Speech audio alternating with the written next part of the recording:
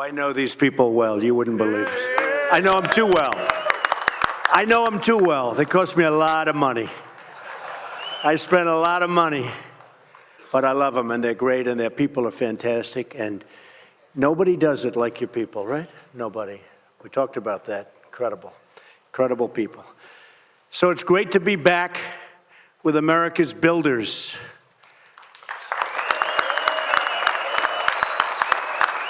So did you ever think you'd see a president who knows how much concrete and rebar you can lay down in a single day? Believe me, I know. I know. We're a nation of builders, and it was about time we had a builder in the White House, right? We have a builder. I want to thank Sean McGarvey and the entire governing board of presidents for honoring me with this great invitation.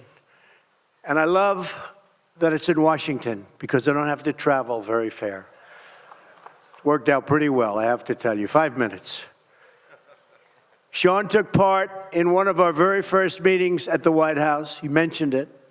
And I promise you that America's labor leaders will always find an open door with Donald Trump.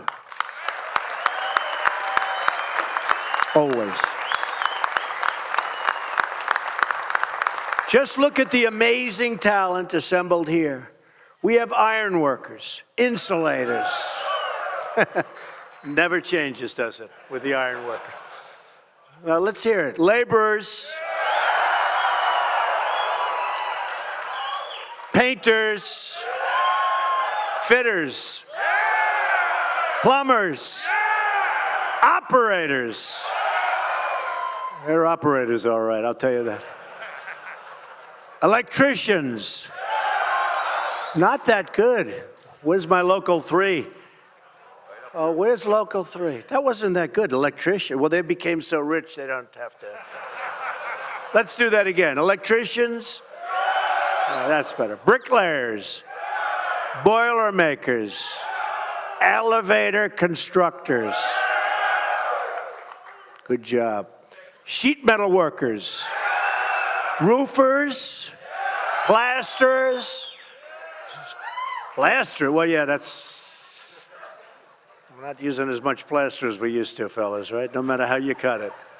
Sorry about that. I'm not sure I can do much. We brought back the coal miners. I'm not so sure about the plasters. We'll do the best we can, okay? We're going to do the best we can. How about the cement masons? And, of course, our wonderful Teamsters. Well, that wasn't very good, James. But really, you're the backbone of America. With the talent in this room, we can build any city at any time, and we can build it better than anyone.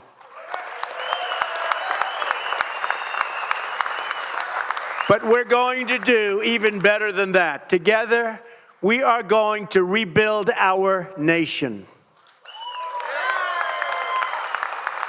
You're the keepers of the great trades and traditions that built our country.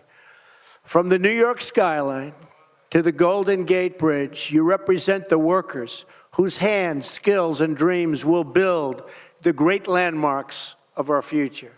Every day, your members live out what I call the American creed. They're on the job before dawn and after dusk, and they never quit until that job is done. You know that. True. True. We saw this grit on display when the construction trades helped rebuild New York City after 9/11. That was a terrible time. We were all there. It was a terrible time in this country's history. Worst attack in the history of our country. Worse than Pearl Harbor. Pearl Harbor, they were attacking military. Here they were attacking civilians. Worst attack. And I saw what happened. Within a very short period of time, we were back rebuilding. And rebuild you did. And I really congratulate you. It took a lot of courage and a lot of strength. And thank you.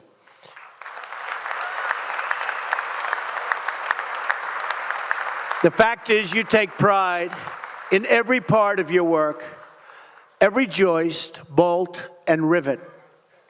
You're not only builders, but you're artisans, very talented people. A lot of people don't understand. You're very talented people, enriching our cities and landscapes with works of great beauty. And just as you take pride in your work, our nation takes great, great pride in you, believe me.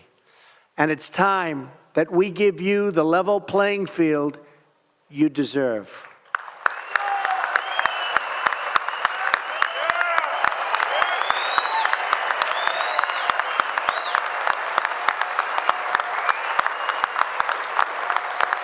Thank you.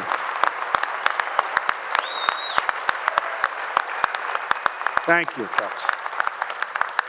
Washington and Wall Street have done very, very well for themselves. Now it's your turn, and you're going to be also sharing the wealth.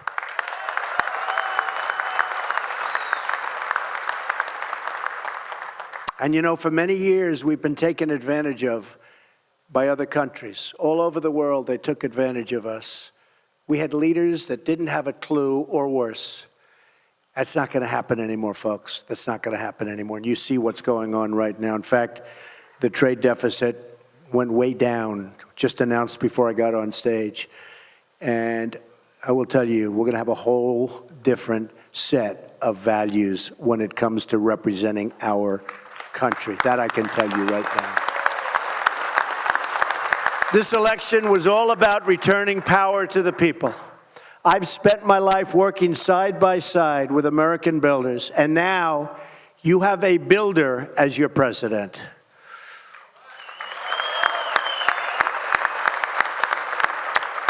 One of my first acts as president was to stop one of the great sellouts of the American worker. I immediately withdrew the United States from the disaster. This would have been a disaster. This would have been another NAFTA, which, by the way, is a disaster.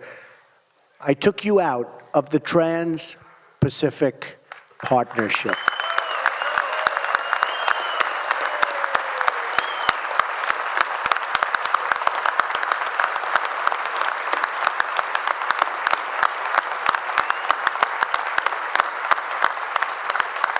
Thank you. That one wasn't even close. You know it. I know it. Everybody knows it. Next, I cleared the way for the construction of the Keystone XL and Dakota Access pipelines.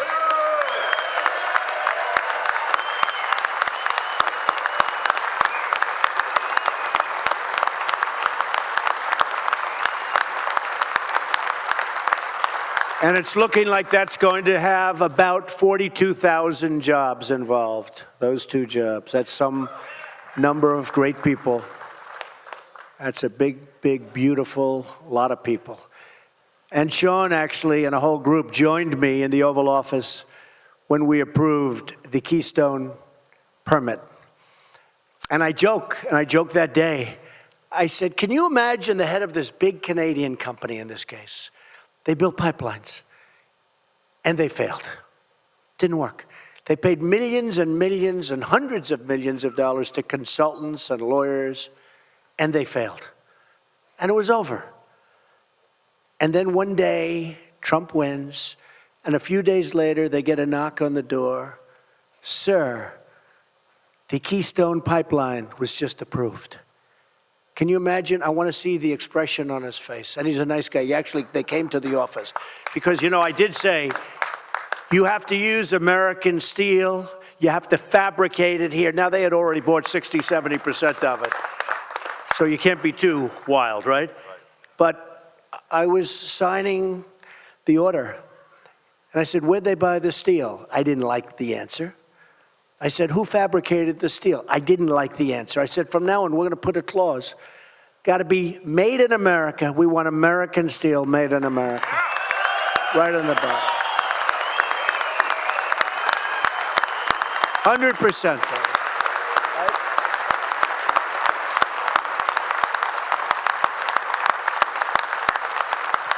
And you'll be hearing more about this in the very near future, but as time goes by, let's say over the next 7 3/4 years, meaning 8 years, we believe in 2 simple rules: buy American and hire American. That's what's going to be. And that's not just a slogan, it's a promise. Believe me, that's a promise. The era of economic surrender has come to an end. It's come to an end. We have surrendered as a country to outside interest. The era of economic victory for our country has just begun. You will see. No longer will we listen to those failed consultants who've made one wrong prediction after another, delivering nothing but soaring trade deficits and a big, fat, shrinking workforce. For decades now, we've watched as our factories have shuttered, almost 70,000 factories. Our jobs have been stolen, and blue-collar wages have declined. We've seen the economic pain inflicted on our fellow Americans in Pittsburgh and Detroit and Baltimore. We didn't just offshore our jobs, we offshored a big, big part of the American dream. We enriched foreign countries at the expense of our own country, the great United States of America. But those days are over.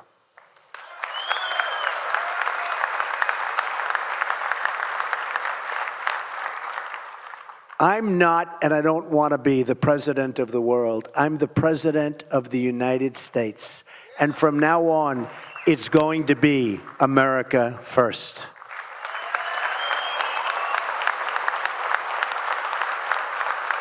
We're going to bring back our jobs, and yes, we're going to bring back the American dream. As I travel the nation, I heard the pleas of the forgotten men and women of our country, the people who work hard and play by the rules, but who don't have a voice. Together, we are their voice, and they will never, ever be forgotten again. That I can tell you. I don't know if you saw, but if you watch the Democrats now, the anger and hatred, and they're trying to figure out where did all these people came that voted for Donald Trump. Remember they said, because the Electoral College is very, very hard, they say almost impossible for a Republican to win. The odds are stacked. And they would say, there's no way to 270. You need 270. There's no way to 270. I heard that so much for a year. I kept saying, maybe I shouldn't be running. You know, Sean, I said, maybe I shouldn't run. Because there's no way. The people are telling me, the same people that say all of the bad stuff, they're saying there's no way to 270. Well, but there was a way to 306. But wasn't that an exciting one? You know, places that nobody entered. Donald Trump has won the state of Michigan. They go, what? Donald Trump has won the state of Wisconsin. They came out of the blue, and we didn't even need them. And we love those 2 states because we won the state of Pennsylvania, and we won Ohio, and Iowa, and North Carolina, and South Carolina, and Florida, and so many others. We ran the coast. And if you don't run it, you can't win. Huge disadvantage, the Electoral College. It's very, very tough. They say almost impossible for a Republican to win. But I had the support of, I would say almost everybody in this room. We had tremendous support. No, we did.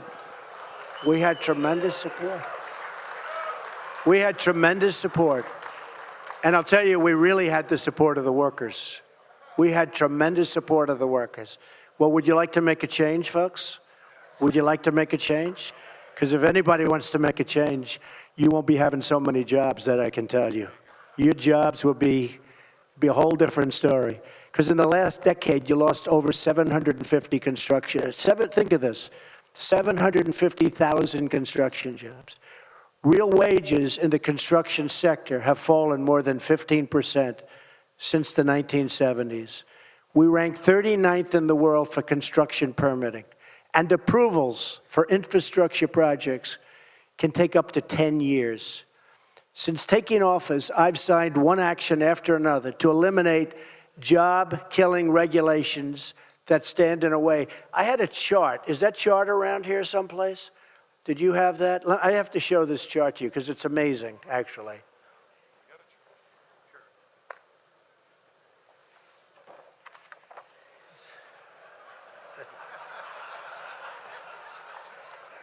This is, if you want to build a highway in the United States, these are some of the permits that you need.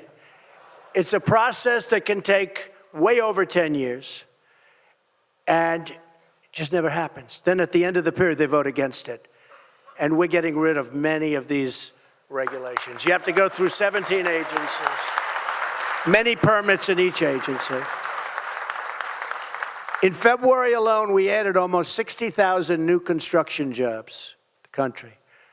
I ordered expedited environmental reviews for infrastructure, environmental and energy projects all across the country. No longer will you have to wait year after year for approvals that never come. I also took historic action to lift the restrictions on American energy production and to put our miners who have been treated horribly back to work. Consumer confidence. They're great people. Consumer confidence is at the highest level in more than a decade. You've seen all of the charts, all of the studies. The National Association of Manufacturers just the other day reported the most optimism in the entire history of its survey, which is an old survey. 93% of manufacturers are optimistic about the future. It's almost 27% lower than that just a few months ago. The Home Builders Confidence Index is at its highest level in 12 years. And now in breaking news, it was just reported today, the monthly U.S. trade deficit declined by 10% for a reason, not by accident, believe me, it's for a reason. We're also going to protect your jobs by protecting our borders. My administration is just a matter of weeks, and literally a short period of time, has brought record reductions to illegal immigration. Record reductions.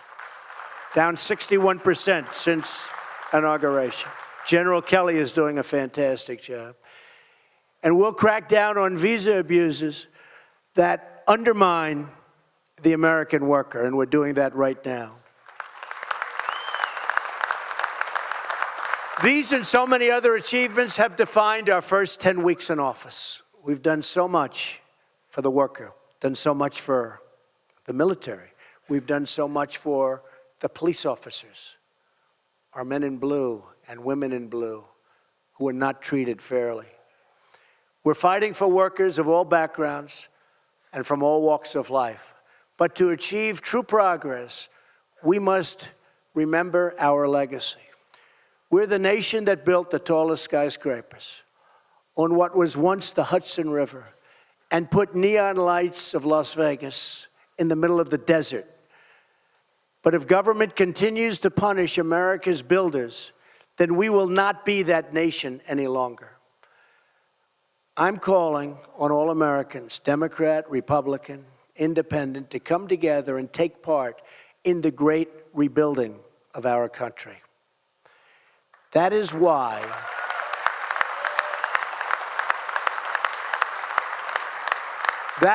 in my address to Congress, I called on lawmakers to pass legislation that produces a $1 trillion investment in the infrastructure of our country, and we need it.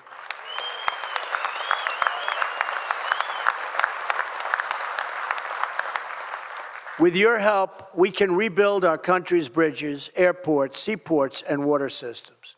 We will streamline the process to get approvals quickly so that long-delayed projects can finally move ahead. And with lower taxes on America's middle class and businesses, we will see a new surge of economic growth and development. All of you have come to the nation's capital to call members of the House and Senate to action. you've also called your president to action. When you see them, you can tell Congress that America's building trades and its president are very much united.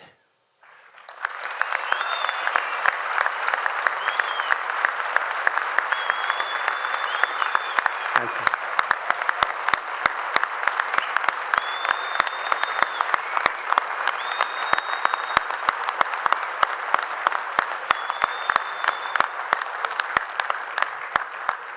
Together, we are ready to break new ground. We will build in the spirit of one of the great projects in our nation's history, an enduring symbol of American strength. The Empire State Building was forged in the Great Depression and provided jobs for more than 3,000 workers. We've all seen the pictures. Rugged workers perched dozens and dozens of stories up in the air.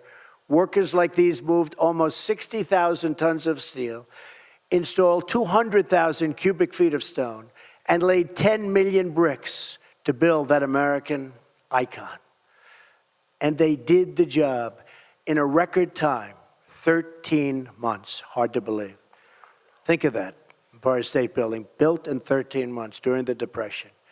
Nowadays, you couldn't even get a building permit or approval in that amount of time. When the workers had secured the last piece of steel in that amazing and beautiful structure, they marked the moment, as we still do today, with what is called a topping out ceremony. 1,050 feet above the streets of New York City, they hoisted a beautiful and great American flag.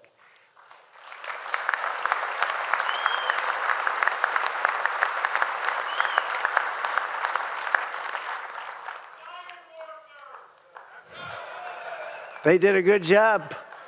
They did a good, those iron workers, you better believe it.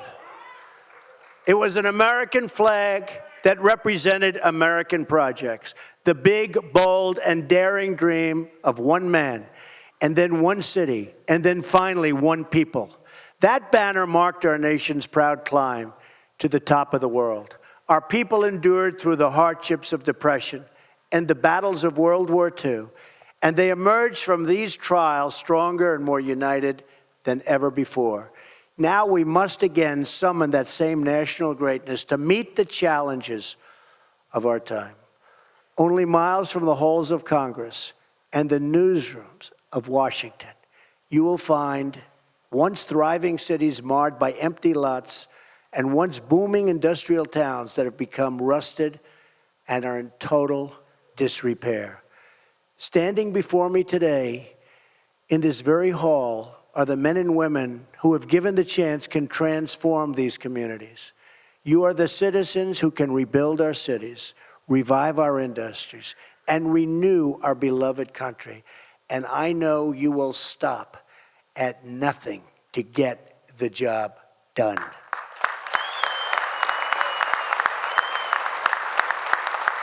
For the rest of their lives, everyone who worked on the Empire State Building knew when they looked up at that great New York skyline that they had lifted the stars and stripes atop the tallest flagpole on earth, and that somewhere high above the city streets, their place in history was carved into beams of steel.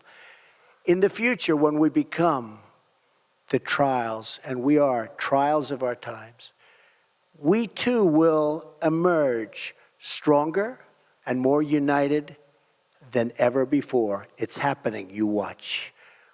When we rise above the cynics and critics who live only to defend the status quo and to defend themselves from failure, then we too will construct a lasting monument to national greatness. In this future, our nation's workers and craftsmen will look way out at the vast open landscape, and they will build new bridges and new schools and new landmarks, and they will proudly raise up for all to see our bright and beautiful American flag. And when we see that flag, we will remember that we all share one American home, one American heart, and one American destiny. May God bless our nation's builders. May God bless our nation's workers. and may God bless the United States of America. Thank you very much. Thank you.